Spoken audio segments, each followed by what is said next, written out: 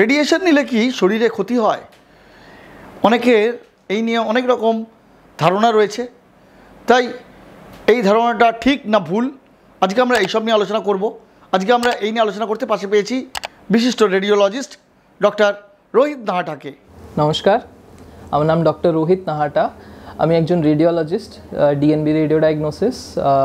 আমি এখন Sagar Dutta medical college and হসপিটালে সিনিয়র রেসিডেন্ট হিসাবে যুক্ত। আজকের বিষয়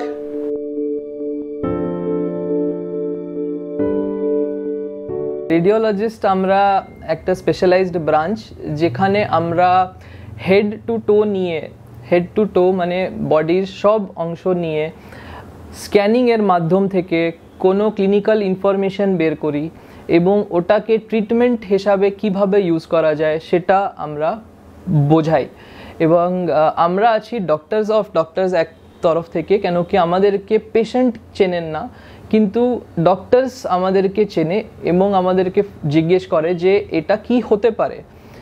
ফর এক্সাম্পল, একটা পেশেন্ট পেন অ্যাবডোমেন যদি নিয়ে আসেন, তখন কিন্তু ক্লিনিশিয়ান ভাবতে পারেন যে ওনার অ্যাপেন্ডিক্সও হতে পারে বা অন্য একটা ইনফেকশনও হয়ে যেতে পারে, বা ওরা একটা ডিফারেন্সিয়ালস দিয়ে দেয়, ওটাকে বলা হয় ডিফারেন্সিয়ালস, মানে 1, 2, 3 করে এই 3টে জিনিস পসিবিলিটি আছে।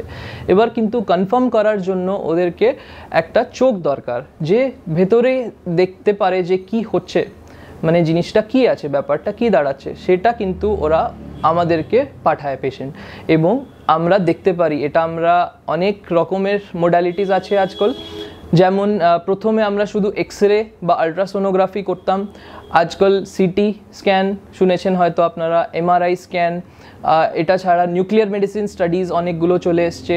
সো এইগুলো স্টাডিজ করে আমরা বুঝতে পারি যে ভেতরে কি এক্স্যাক্ট প্যাথোলজি কি আছে, এবং ট্রিটমেন্টে ওটা আমরা একটা হেল্প করি ক্লিনিশিয়ানসদের।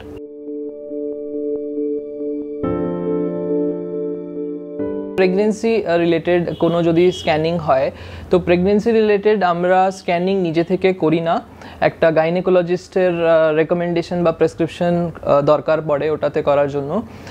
বাট অন্যান্য ক্ষেত্রে যদি পেশেন্ট বলে যে খুব একটা ব্যথা আছে আর আমি একটা সেলফ করে একটা এক্সরে করাতে চাই, কিন্তু এক্সরে আমরা করে দিতে পারি, এবং অনেক জায়গাতে আমরা সিটি আর এমআরআইও নিজে থেকে করি, কিন্তু সেটা আমি তো রেকমেন্ড করব না। এবং আমি যে চাই যে একটা ক্লিনিশিয়ান ফার্স্ট একটা নিজের চোখ থেকে হাত থেকে ফিল করে দেখে যে কি আছে, আর যদি সমস্যা আছে কি না, এবং যদি কি দরকার আছে, কি প্রয়োজন আছে কোনো স্ক্যান করানোর, সেটা কিন্তু ডিসিশন একটা ক্লিনিশিয়ান যদি নেন, সো দ্যাট ওটা বেস্ট হয়।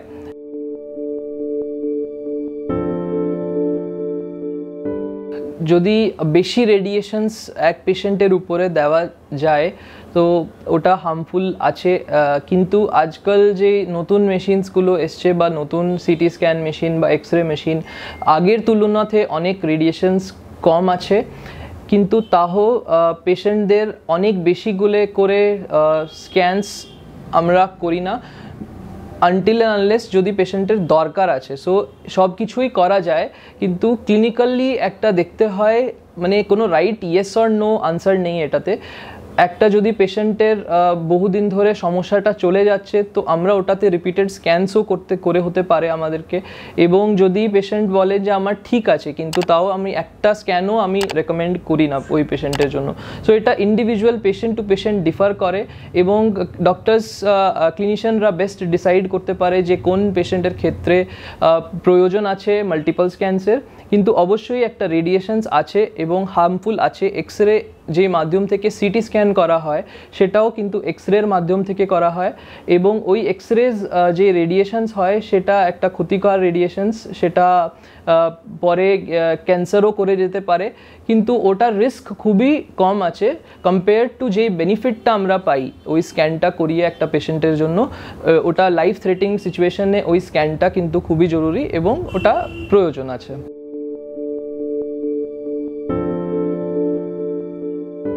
অনেকবার এক্সরেতে আমরা হেয়ার লাইন খুঁজে নিতে পারি, ধরে নিতে পারি, কিন্তু যেহেতু আমাদের কাজই আছে অবজার্ভ করে, আমাদের স্কিল সেট আছে অবজারভেশনের স্কিল সেট, এবং আমরা ছবি দেখে বুঝতে পারি যে কোনো সমস্যা হতে পারে কি না, কিন্তু তাও একটা হিউম্যান এরার হয় বলে জিনিস হয়, যেটাতে আমরাও অনেকবার মিস করে যেতে পারি। এবং এখানেই ক্লিনিশিয়ানের রোল আছে, যে উনি যদি সাসপেক্ট করছেন যে অনেক যে হেয়ারলাইন ফ্র্যাকচার হতে পারে, তখন কিন্তু নেক্সট মডালিটি হয় এমআরআই বা সিটি স্ক্যান। ওটা যদি উনি সাজেস্ট করেন আমরা নিশ্চয়ই করি ওটাকে, এবং করতে হয়। আর সো সব রকমের হেয়ারলাইন ফ্র্যাকচার একটা এক্সরেতে নাও বোঝা যেতে পারে।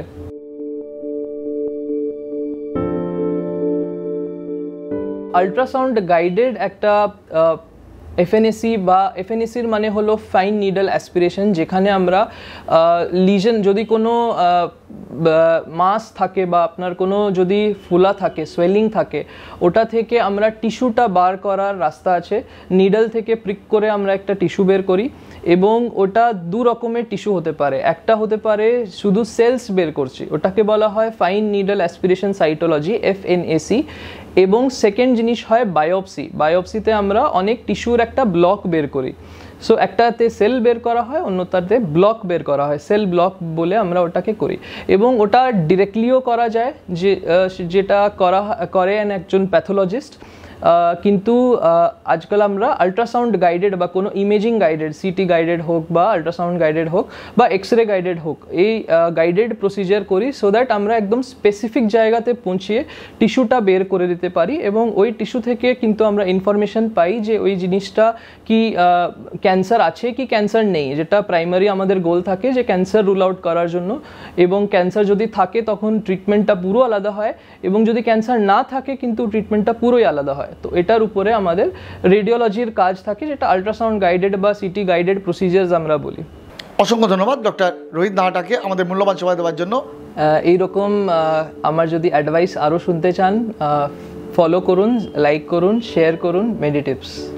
ভিডিওটি ভালো লাগলে অবশ্যই একটি লাইক দিন এবং শেয়ার করুন এই ভিডিওটি, কারণ আপনার শেয়ার করা এই ভিডিওটি হয়তো বহু মানুষের উপকারে আসতে পারে। তাই দেরি না করে ভিডিওগুলি শেয়ার করুন এবং মানুষের মধ্যে সচেতনতা বাড়িয়ে তুলতে আপনি আমাদের সঙ্গে এগিয়ে আসুন।